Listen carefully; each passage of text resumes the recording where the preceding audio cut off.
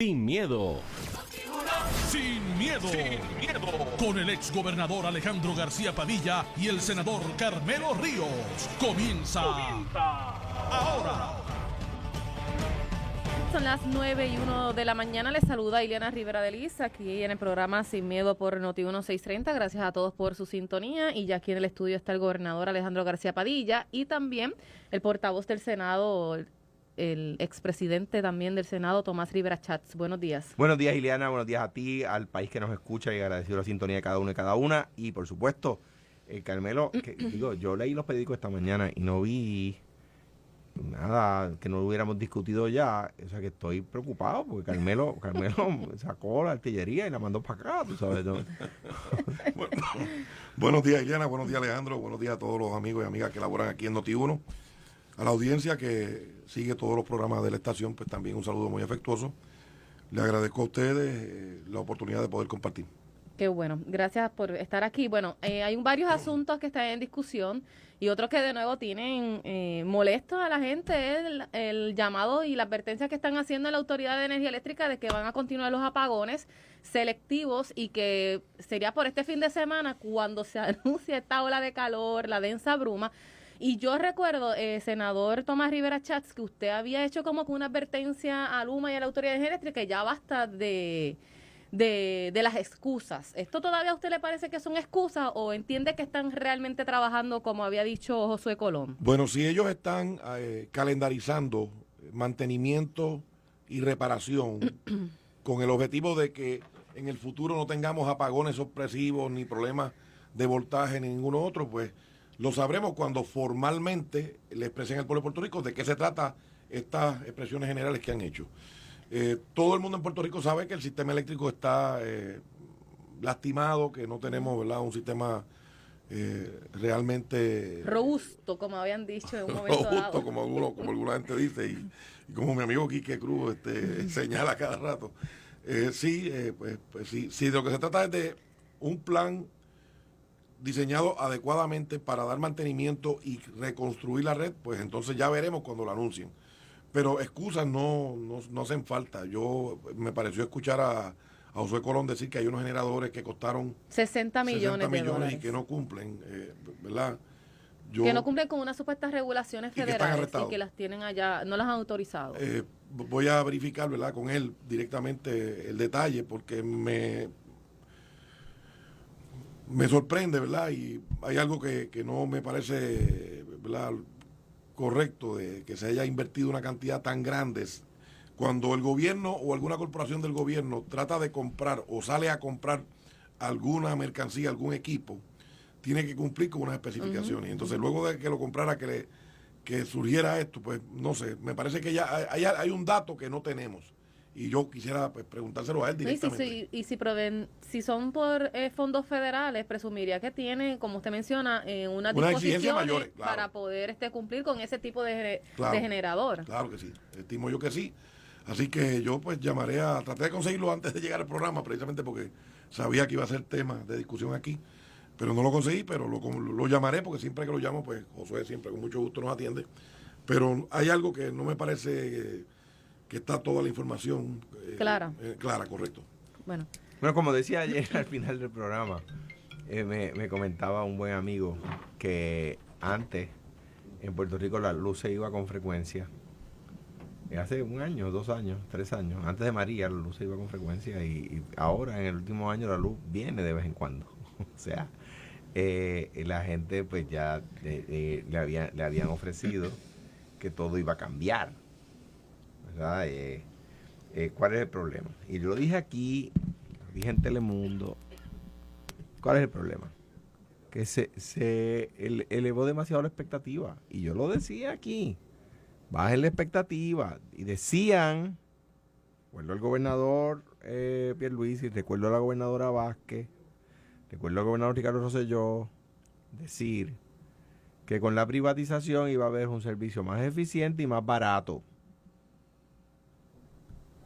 Lo decían. Pero la verdad no ha sido esa. Y lo quiero repetir.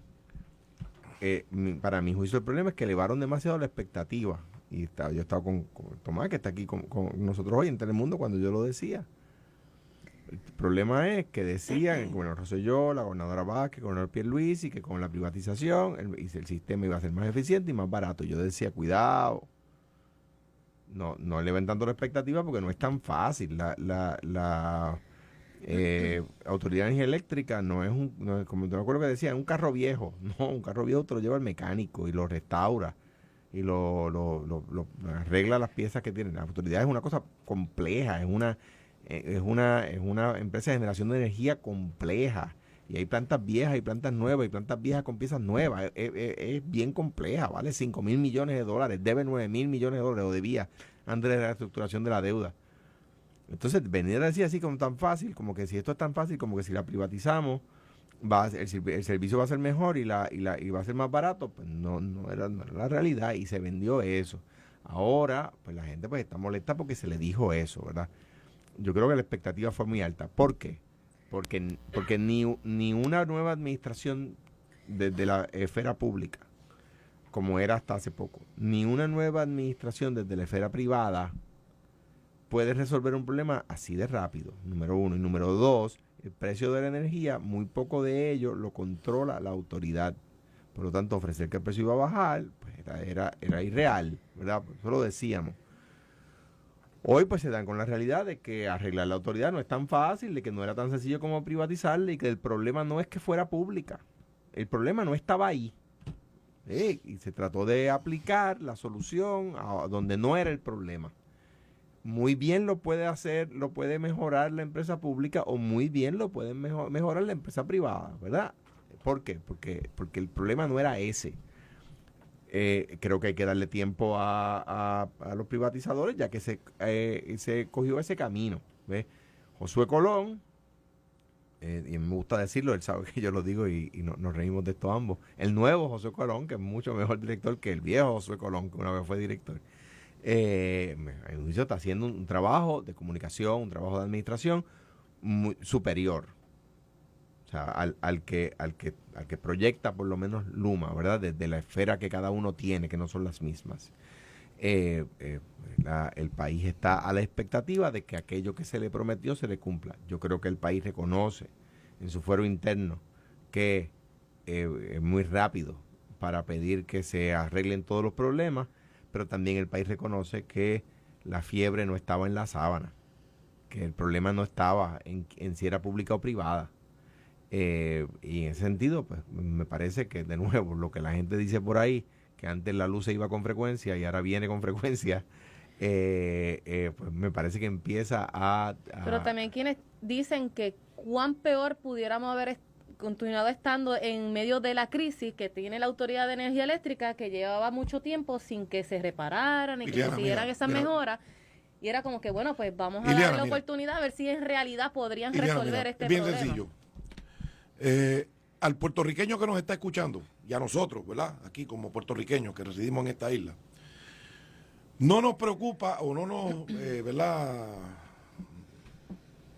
Interesa quién realmente es el que está haciendo la administración y la gerencia de este servicio eléctrico, si es una corporación pública o si es una corporación privada, siempre que lo haga bien. El pueblo de Puerto Rico, pues yo escucho a Alejandro decir, no, que se le prometió, bueno, que promesas, tanta gente hizo tantas promesas, ¿verdad? Pero elevaron la expectativa. No, mira, es que nadie debe creer que la gente está esperando que devuelvan esto a la energía eléctrica, para entonces decir, wow, volvimos a lo que... No, mire, hay un sistema eléctrico destruido. Varios gobernadores de diferentes partidos trataron de utilizar fuentes alternas al combustible de petróleo para bajar costos. ¿Y qué hubo? Pues hubo protestas porque no lo querían por el sur, hubo protestas porque no lo querían por el norte, y hubo protestas. Pues entonces ahora esos que protestan más, ¿verdad? Protestan más, porque hay gente que tienen de oficio la protesta, pero sin la propuesta. Y de nuevo, el costo se eleva por lo que cuesta el barril, eso lo sabe todo el mundo. Mire, a usted en la bomba de gasolina le están cobrando cerca de $1.30 el litro, y el diésel un poco más. Y eso no tiene que ver ni con Luma, ni con nadie, tiene que ver con que ni los Estados Unidos, y mucho menos la colonia de Puerto Rico, puede controlar el precio del barril. Y entonces eso es lo que nos está matando. Y cuando se trató de hacer algo, Acevedo Vilá trató de hacer una cosa por el sur, ¿El gasoducto sur? Luis Fortuño, también Pedro Rosselló, cuando era gobernador, hizo algo. Pues siempre hay gente que se queja. Entonces, no permiten que se haga, pero se quejan porque no se hace. Entonces, ¿de qué estamos hablando? ¿Y qué proponen para hacer? Pues la privatización, eso es lo que propone, ir moviéndose a energía. Por eso aprobamos legislación el 4 años pasado y se calendarizó y queremos movernos a fuentes de energía que sean amigables con el ambiente, que sean, ¿verdad?, renovables y que no cuesten, que no sean combustibles fósiles. Hay legislación, hay política pública, hay diseños para moverse en esa dirección y pues entonces hay gente que, ¿verdad?, quiere seguir. Ese contrato de Luma no se puede revertir, ¿verdad? Que eso es lo que... Perdóname, Ileana, sí, todo contrato se puede revertir. Bueno, pero me refiero, yo sé que todo contrato se puede revertir, se puede evaluar, se puede enmendar, ¿verdad? Basándose en los acuerdos no entre las partes.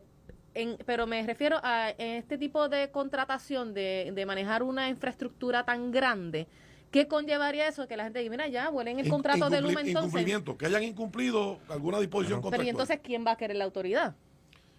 Pues los que protestan a lo mejor los que protestan, se le va a los que protestan para que la arreglen. Porque, honestamente, Luma falló, Liliana, de mi punto de vista, en no reclutar todo el personal que la autoridad energética tenía. Los celadores de línea de Puerto Rico, de la autoridad, y digo esto, ¿verdad?, sin que se vaya a malinterpretar, eran los mejores. En Estados Unidos los buscaban, los contrataban porque eran extraordinarios. Estaban pero no era que el personal no quería, porque había muchos lo que pasa es que se rehusaron en querer hacer... Lo que ocurrió fue, y esta es la verdad, que entonces el gobierno no comunicó correctamente esa transición. El gobierno debió exigirle a Luma que reclutara todo el personal, porque cuando Luma llegó, teníamos bastantes celadores, pero ni siquiera eso era suficiente. Todavía nos faltaban, porque mucha gente se estaba yendo. Porque el sistema de retiro de la autoridad eléctrica lo quebraron. La corporación, la propia corporación, y así por el estilo, pues hubo circunstancias económicas que fueron minando esa capacidad de la autoridad. Y Luma falló en eso, y el gobierno falló en exigirle que reclutara al mejor personal que teníamos nosotros, que ya cuando Luma llegó estábamos por debajo. Entonces ahora, alguna gente que esos que protestan le decían, no, quédate en el gobierno, que vas a perder esto, que vas a perder aquello, vas a perder tu retiro, teniendo el sistema de retiro quebrado, el de ellos.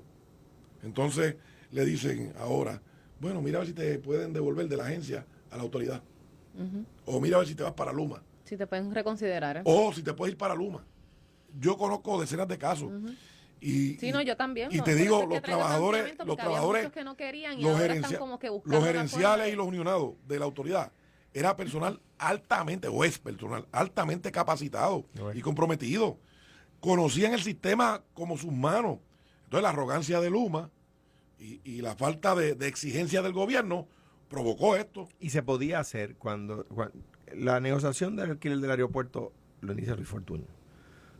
Cuando yo llego no estaba culminada. Y una de las cosas que añadimos fue que no se despidiera ningún empleado de autoridad de los puertos. Y Aerostar accedió. Pues si todo se negocia. O sea que se podía hacer. Que había que conservar todos los empleados. Y eso la negociación la hizo Víctor Suárez, que era director de puertos en ese momento, y se logró. Fue uno de los puntos que le pusimos. Ok, la negociación continúa, pero hay que añadir unos puntos, ¿verdad? Este es uno de esos puntos. El otro era el tiempo en el cual se iba a gastar, tenían para gastar, creo que eran 240 millones o 280 millones que ellos iban a invertir en el aeropuerto, que cuando llegamos no se había dicho en qué tiempo tenían, ¿verdad? Y no tenían 40 años para hacerlo, ¿verdad? Tenían que hacerlo rápido. Y había más, ¿verdad? Pero de los que me acuerdo, esos dos, y había que se creaba la comisión que evaluaba el cumplimiento del gasto de esos fondos, ¿verdad? Por eso decía que con las noticias que salieron hace poco, que Noti 1630 destapó, que el gobierno tenía el mecanismo para fiscalizar el cumplimiento de Aerostar allí. Pero son cosas que se podían negociar. Eso que dice Tomás, tienes razón.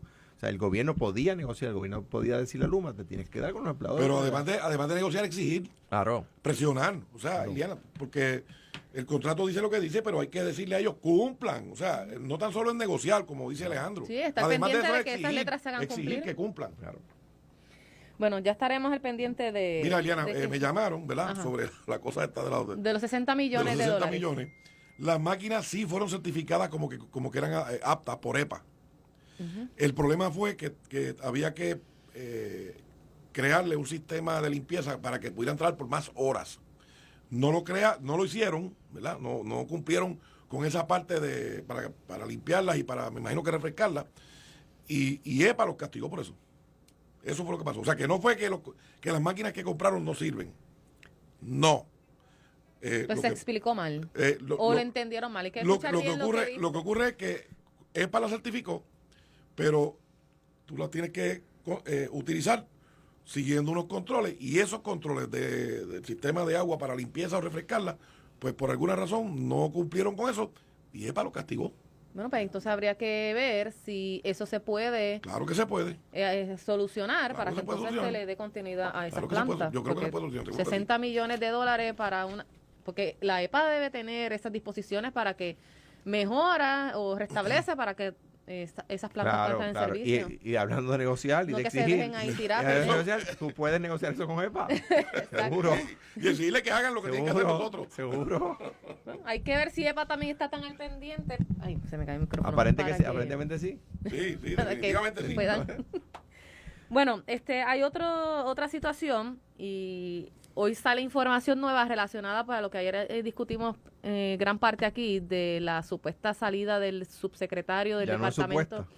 No, parece que ya el secretario sí lo confirmó, lo mandó por 2 semanas de vacaciones, hasta tanto se deje saber si existe o no una investigación aparentemente interna dentro del Departamento de Educación, porque alegadamente el subsecretario de la agencia, Héctor Joaquín Sánchez, había hecho unas intromisiones políticas en medio de un proceso de elegir a unos maestros destacados de este año y que tenían que ser del Partido Nuevo Progresista. Eso es lo que alega el periódico en la información.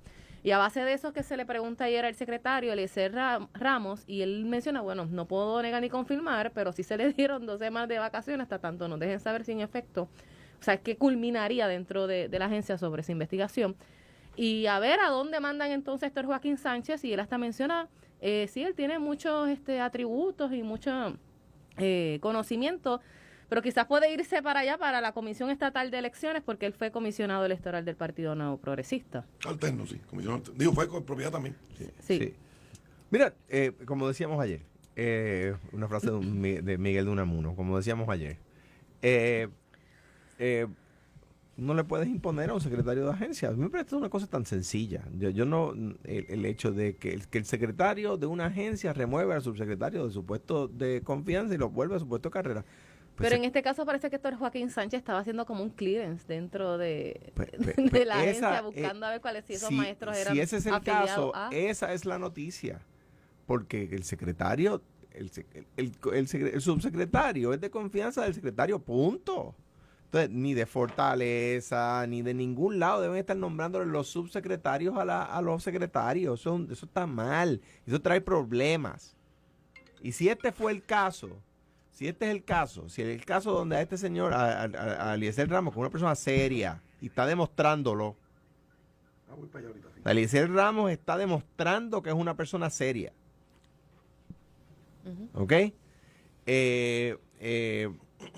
Pues ya lo remueve y se va para allá. La noticia sería, si es verdad, que una persona para dar unas premiaciones dentro del departamento y unos reconocimientos dentro del departamento y unos ascensos dentro del departamento estaba utilizando un criterio político partidista. Esa sería la noticia. Y el secretario no dijo que eso es lo que está pasando. Dijo que en 2 semanas vamos a tener esa información. De confirmarse eso, de no ser una especulación infundada y ser una especulación fundada, de confirmarse eso, pues esa sería la noticia, que un empleado de una agencia estaba utilizando un criterio que no es el mérito para hacer unas promociones, para dar unos premios, para dar unos incentivos dentro del departamento. ¿Ves? Que mañana un secretario saca al subsecretario, pues eso para mí no es noticia, porque así es que funciona esto. Yo nombré a mi subsecretaria en DACO y estuvo todo el tiempo que yo estuve allí. Si hubiese perdido la confianza en ella, pues me tocaba a mí sacarla y poner a otro, punto, acabó. Ileana, mira, esto de el criterio político, el que era presidente de la UPR, Walker, lo acusaron y a otras personas. Y, siendo independentista él. ¿Verdad? De un montón de cosas y lo refirieron al FEI y se hicieron un montón. Y el caso fue al tribunal y terminó que no, en ¿verdad? nada. Por lo tanto, a veces se escuchan alegaciones que terminan no siendo correctas. La pregunta que tiene que hacerse el secretario, el gobierno y el pueblo de Puerto Rico es si un subsecretario de Educación tiene credenciales académicas, tiene la capacidad para aportar positivamente a los diversos programas que el Departamento de Educación utiliza para llegar a diferentes sectores de la población, que hay diversos sectores. Eso es lo importante. Yo honestamente no creo que... O sea, no entendía que era meritorio que se actuara de esta manera para removerlo únicamente porque se alegara que tuvo unas intromisiones políticas. No, lo que pasa es que yo no me dejo llevar por lo que dicen los periódicos, porque los periódicos en Puerto Rico pues casi siempre fallan, ¿verdad? Y casi siempre vienen con una información que no necesariamente es la correcta, pero quien tiene que dar la explicación clara es el secretario de Educación, que lo diga, lo saqué porque no goza mi confianza, se acabó. O lo saqué porque falló en esto y se acabó. Porque si el hecho de que haya sido comisionado electoral del PNP o si él les trató de ayudar a alguna gente del PNP en unos premios o algo que de los maestros, pues que diga que fue por eso, pero ir sobre una especulación. Y me parece a mí que el secretario de Educación puede decirlo claramente y Fortaleza también se removió por esto y se acabó. Por lo menos esa no fue la cita que utilizaron del secretario, únicamente dijo que pues si no quiso confirmar ni negar, pero que hasta tanto no baje si en efecto hay unas investigaciones, pues tiene 2 semanas y después de eso entonces se decidirá qué va a pasar con Pues entonces el secretario debió decir que hay una investigación y que estima que va a concluir en 2 semanas para poder informar al pueblo de Puerto Rico. Eso fue lo que debió hacer. Es mi punto de vista porque, ¿verdad? Especular no es justo. Claro, sí, no, y le hace daño también a la persona porque entonces lo que establece, bueno, pues está allí politiqueando y ahora pues mándenlo para otra agencia a hacer qué. Lo mismo, entonces, porque si lo ubican, como usted menciona, no debería del Ejecutivo intervenir en los nombramientos, pero entonces que el gobernador que decida dónde lo quiera poner. Pero es que yo discrepo. Si hay un... No hablemos que de hecho sí se confirmó que tiene un puesto de carrera en educación. ¿Quién? Esto es Joaquín Sánchez. Que lo manden al puesto de carrera. Claro. Ya se acabó. Y digo, si hubo una violación de ley, que se procese. Exactamente, también. Si hubo una violación de ley, que se procese. Pero es más sencillo de lo que parece. O sea, a mi juicio, la noticia estaría, ¿verdad?, en que hubiera utilizado el criterio político para dar unos ascensos o unas promociones o unos premios o lo que sea que da el departamento, ¿verdad? Pero eso no basta con decirle, mira, no te metas en eso. No. Deja No basta, de estar no interviniendo en esos temas porque tú sabes que eso no se puede hacer. No, eso no basta. No basta con decirle, mira, vete para tu puesto de carrera, vaya Dios. No, si viola la ley hay que procesarlo, ¿verdad? Eso es un problema del país que a veces las violaciones de ley no tienen consecuencias. Ahora bien, que el secretario pierde la confianza en el subsecretario, pues lo mueve ya y se acabó. Se acabó, punto. Seguro, porque así es. Y que la Fortaleza no debe intervenir en nombrar los subsecretarios a los secretarios, pues no debe. No debe. Eso, pues, y el propio subsecretario pues claro, puede decir qué pasó, claro, puede hablar, claro, puede decir lo que pasó. Bueno, Así que ellos sabrán, si no quieren decir, ellos sabrán. Exacto. Vamos a una pausa. Me cuenta el secretario, me pareció bien manejado. Ya veremos qué resulta de eso. Si tú me permites regresar al tema original, Vamos. Me escribe Josué Colón, porque en otra emisora publicaron una información incorrecta, así que si quiere la correcta, escúchela por aquí, Muy bien. por Noti1. Y como habíamos, ¿verdad?, especulado originalmente nosotros aquí, pero ahora tenemos el dato, la compra de las máquinas se hizo, ¿verdad?, con el aval, con la certificación de EPA. Lo que ocurre es que EPA exigió la construcción de un sistema de tratamiento, DEMI, que es de un tratamiento de agua, que es requerido para que las unidades operen en cumplimiento con todas las regulaciones de EPA. O sea que no es que la máquina cumpla, es que además su operación, su funcionamiento también se ajuste a las regulaciones.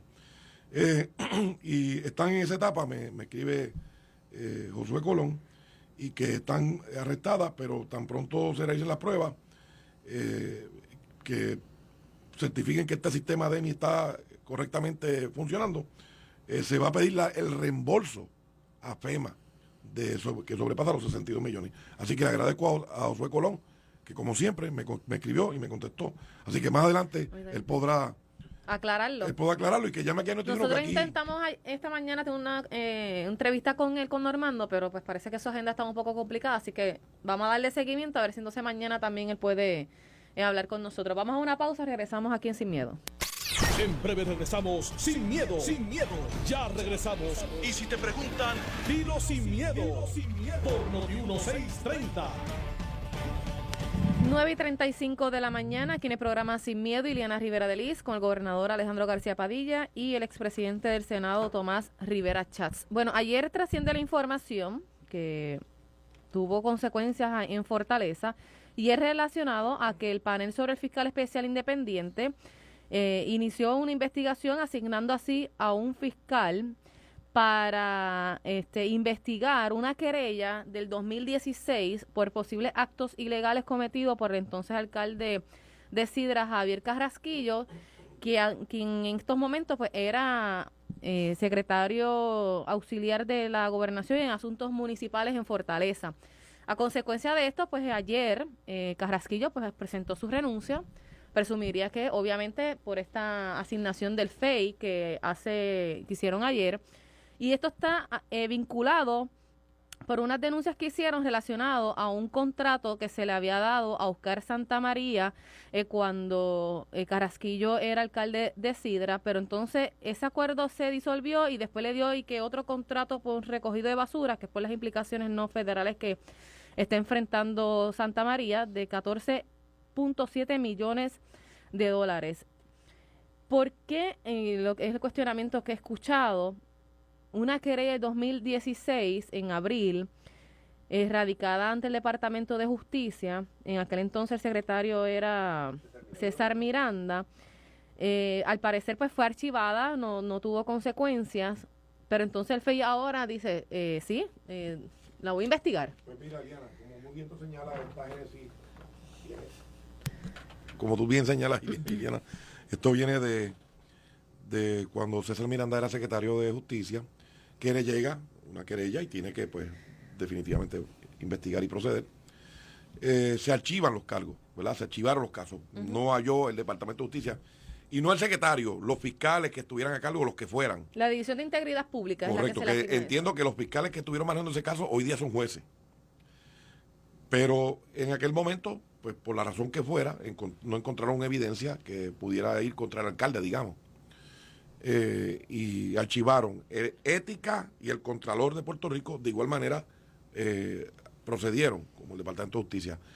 El detalle está en que Justicia no envió el informe, como se requiere la ley, al FEI. Entonces, pues el FEI ahora, 6 años más tarde, pues se dio cuenta, ¿verdad? Parece, o está reclamando su autoridad. Ajá, exacto. Yo estimo que los abogados de Javier Carrasquillo deben estar mirando todos los términos, ¿verdad?, prescriptivos que puedan haber, porque luego de 6 años que, ¿verdad?, el FEI, yo creo que el FEI también debe dar una explicación de por qué ahora y no mucho antes, porque ese caso cobró notoriedad en los, claro, medios, sí, en los medios de comunicación. Así que ya veremos qué ocurre. El exalcalde Carrasquillo no está imputado de recibir ningún soborno del señor Santamaría.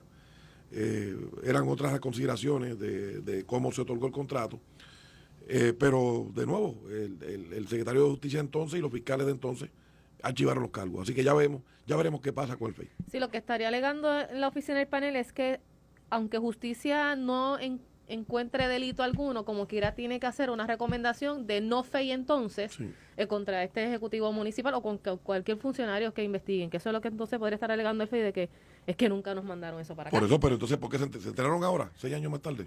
Es la pregunta. O sea, si ellos están reclamando la autoridad o reclamando ese punto válido, no estamos diciendo que no sea válido, ¿por qué esperaron 6 años? No, y que esa información trascendió en aquel momento hasta cuando el mismo Contralor y Ética dijeron que no había nada. O sea, dijeron, pero acá no, debieron haber levantado la bandera de... ¿Seguro? Mira, eso aquí no nos ha llegado, el secretario no nos envió. ¿Será porque está el nombre de Oscar Santamaría ahí que dice, bueno, Probablemente. Ileana, vamos a revisar de nuevo? Ileana, yo creo que sí. Creo que el FEI ha estado actuando deficientemente en muchos casos. Por Este es ejemplo, uno de ellos. le voy a dar un ejemplo. El caso de la ex senadora de Mayagüez, Maritere González. Maritere González. ¿Cuánto tiempo les tomó que se declarara culpable para darle 6 meses, recomendarle 6 meses de probatoria? Y le van a limpiar el récord. O sea, pagaron todos esos fiscales, pasaron todos esos años, estuvieron facturando todo eso para entonces venir con 6 meses. O sea, esa es la pregunta que tenemos que hacernos. Y así por el estilo hay otros casos que no se actuó sobre ellos, los dejan. Entonces, algunos casos los atienden rapidito y otros casos los atienden, pasan años y años y años. Y ese problema de percepción que crea ante el pueblo de Puerto Rico el proceder del FEI tiene que atenderse. Tiene que atenderse.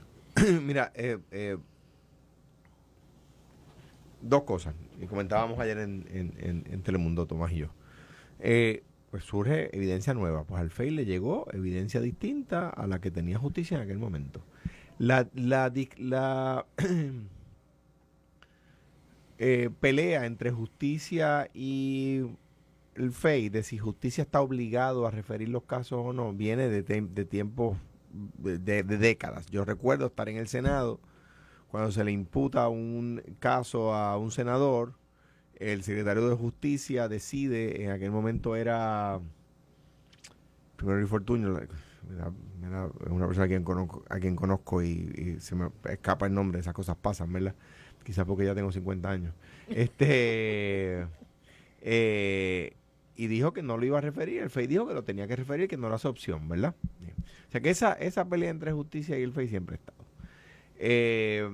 El Departamento de Justicia entendió que no había nada, no lo refirió, y el FEI ahora dice, mira, si ellos no quisieron hacerlo, pues eso no puede interferir con nuestra función, lo estamos investigando y vamos a asignarle un FEI,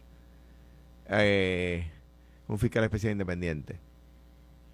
O sea porque le llegó nueva información, o sea porque decidieron reevaluarla, o sea porque le dieron el periódico y dijeron, espérate, que no vengan a decir que nosotros no hicimos nada. Y ahí de hecho no hicieron nada. Exacto, porque como dice Tomás, si es la misma querella de entonces, es la misma.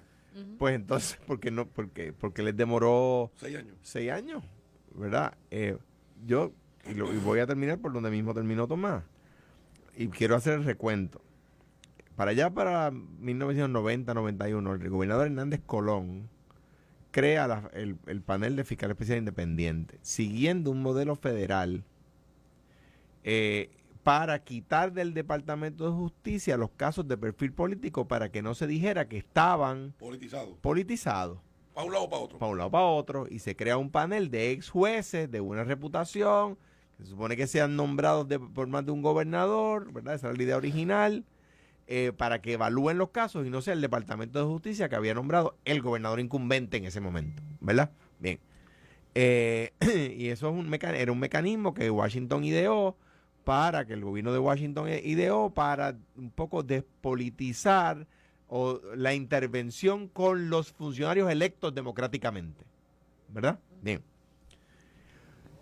El gobierno de Washington ya eliminó eso. Ya la estructura del panel de ex jueces se cambió. Washington se dio cuenta que no funcionaba. No estoy hablando mal de la oficina del FEI aquí en Puerto Rico, ¿verdad? Gente buena allí, de todo, ¿verdad? Y hay grandes fiscales y extraordinarios ex jueces, ¿verdad? Todo. El problema es la estructura, pues mire, ya aquel modelo que copiamos en Washington, ya se cambió. ¿Y qué decidieron hacer en Washington? Pues es caso a caso. Cuando surge un caso que cree que se amerita, entonces el Departamento de Justicia activa Eso, pero no, y no cuesta lo que nos está costando. No cuesta lo que nos está costando. Te voy a dar un ejemplo. Pues entonces ustedes coinciden en que ya se debe de eliminar el panel No, del no, no, fiscal. no estamos hablando de eliminar. Fíjate que no, exactamente. Bueno, pero si ya no estamos hablando de funciona, eliminar, pero Ileana, es que no pues estamos... se active en X momentos entonces. Va a existir, pero se activa cuando es necesario. Y ya, si es que no hay que reinventar la rueda. Mira, a mí me dijo Melinda Romero un día que el Coliseo Roberto Clemente, que fue construido por el municipio de San Juan cuando su papá, el gobernador Romero Barceló, era alcalde de San Juan y construyó el Roberto Clemente, era igual a otros 2 que se construyeron a la vez en distintos lugares de Estados Unidos. Eran 3 coliseos iguales. Y ahí se ahorraron unos chavitos en diseño, en arquitecto, ese tipo de cosas, ¿verdad? Los otros 2 los demolieron hace años.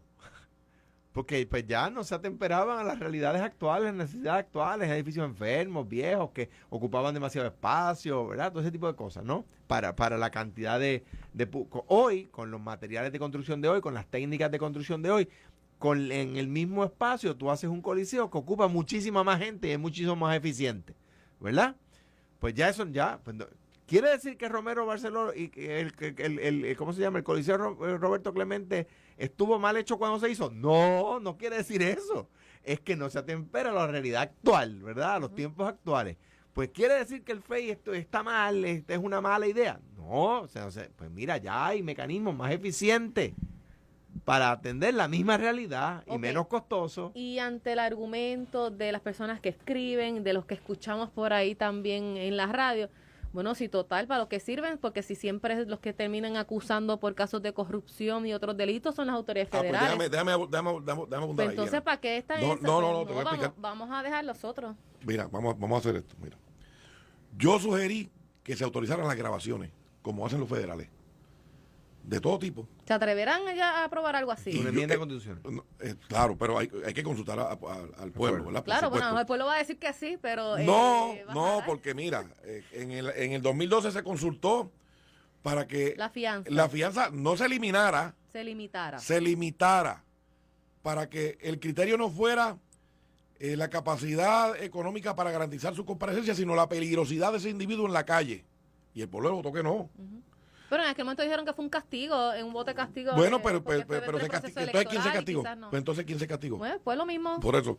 Entonces, cuando vemos eso, pues uno tiene que preguntarse, si el Departamento de Justicia no tiene la misma herramienta investigativa que tiene el FBI, que tienen acceso a grabar conversaciones para poder esclarecer. Y tener una evidencia contundente, ¿verdad? Ha habido alcaldes ahora recientemente, Iliana, que fueron arrestados con grabaciones. Entonces se impresionan y no se ofenden con ese tipo de grabación y con ese tipo de arrestos. Los sectores que levantan esta preocupación por las grabaciones. Pues entonces, ¿de qué estamos hablando? Pues sí, vamos a darle la oportunidad entonces al Departamento de Justicia para que pueda tener la herramienta de la misma manera que la tiene el FBI y la Fiscalía Federal. Si tú no puedes pretender que si no tienen la misma herramienta, el mismo espacio, tengan la misma efectividad y tengan la misma eficiencia que tienen las autoridades federales. Pues yo creo que se podría someter, ahora que estamos en este tiempo de tantos casos que han trascendido, pues que se vuelva a someter ante la legislatura para ver si se aprueba y que entonces el pueblo salga y diga se exprese. Que se exprese. Bueno, yo discrepo, ¿verdad? En cuanto a si se debe legalizar la grabación. El Estado debe intervenir de esa forma, ¿verdad? Yo discrepo en eso, pero a la misma vez pienso es que el FEI ha procesado y ha encontrado culpables algunos casos, o sea, o sea, yo creo que de nuevo, decía yo el otro día un ejemplo con ética gubernamental que me parece lo mismo, que hay que revisitarlo, o sea, el informe ese que pide ética gubernamental, que es engorroso, yo lo tuve que llevar muchos años, es engorrosísimo, uno tiene que poner ahí hasta los calzoncillos, literalmente. O sea, y no ha servido para encontrar nada, nunca.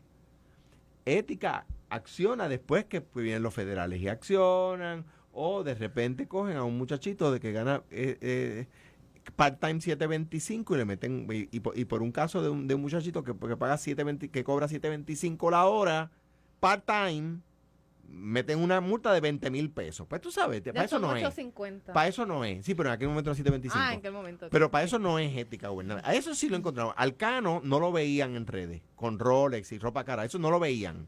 ¿Verdad? Ni en reuniones tampoco. El de 725 lo vieron, part-time, repartiendo mascarillas en pandemia. Ese sí. ¿Ves? Pues para eso no se creó la agencia. Y yo creo que allí hay gente extraordinaria. Yo conozco a algunos de los funcionarios de ética gubernamental y tengo que decir que los conozco hace más de 30 años y son gente de primer orden, bueno, inteligente. Pero si usted le da para decir un corredor de carreras más reciente, a Hamilton, o a Fittipaldi, uno más de mi época, o a Mario Andretti, corredores famosos de carros de carreras, ¿verdad? Si usted le da mi pick-up, no va a ganar ninguna carrera aunque sea Mario Andretti. ¿Por qué? Porque el vehículo no es para eso, ¿verdad? Pues yo creo que hay que revisar el vehículo. El FACE y la ética se crearon hace 30 años, 30 y pico de años. Yo creo que hay que atemperarlo a la realidad actual. Quizás yo no estoy de acuerdo con el tema de la intervención de las llamadas telefónicas, pero hay otros mecanismos que sí se le pueden garantizar, hay otras agilidades que se le pueden dar. Y de nuevo, en el ¿Por qué no está de acuerdo con esas intervenciones telefónicas? Porque yo creo, cuando surge una idea, la primera pregunta que yo me hago es, ¿le da más poder al Estado sobre el individuo o al individuo sobre el Estado? En este caso, le está dando al Estado más poder sobre el individuo. Y yo, de entrada, ya eso me levanta una bandera, ¿verdad? ¿Le tiene miedo al carpeteo? Como liberal, por ejemplo. Y se hizo en el pasado, no se hizo con intervención de llamadas telefónicas, pero se hizo carpeteo. En Estados Unidos también se ha hecho. Pues aquí hay que tener miedo a los corruptos, a los criminales. Bueno, claro, a eso hay que tenerle miedo. Claro. Y a eso hay que acusar. Y a eso no se le puede dar poder, eso es lo que yo pienso, pero de nuevo,